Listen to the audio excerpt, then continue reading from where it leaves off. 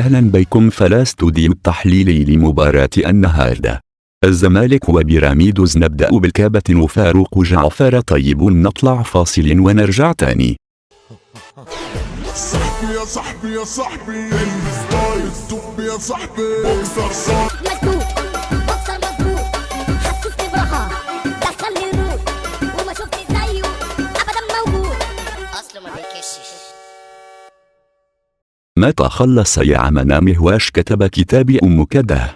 لازم يا كابتن مدحت نتكلم كافترين دلوقت. اللاعب اللي بيفتي في الملعب هو اللي بعمل فرق. سيبك من الكلام الفني وكلام المدربين. أكتر لاعب بيفيه ولا بيفتق الفريق المنافس.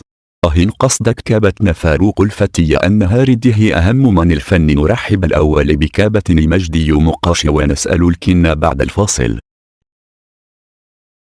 طيب كابتن مجدي عبد الغني رأيك إيه؟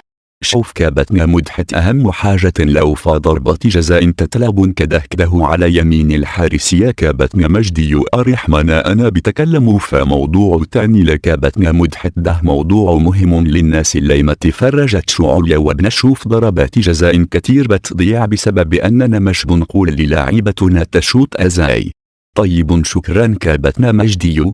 لا ينتحت ما ينفعش أدايتي فرستي أنا أقل واحد بيا أكلم فيكم ما ينفعش كده. لازم الناس تشوف الجول بتاعي. عيدوه يا نصر بعد الفاصل يا كابتن. هو كل شوية فاصل.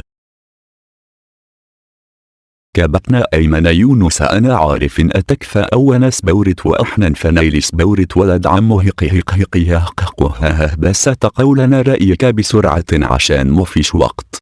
انهارده يا كابتن مدحت. الجو حلو يساعد اللاعبين على الإبداع. جو كرة الربيع ده جميل. ربيع إيه بس يا كابتن. اسمعنا بس يا كابتن مدحت. كل لعيبة الكورة بتحب اللاعب فالجو ده كل مشاعر وأحاسيس. أحاسيس إيه بس. نطلع فاصل ونرجع بعد المباراة.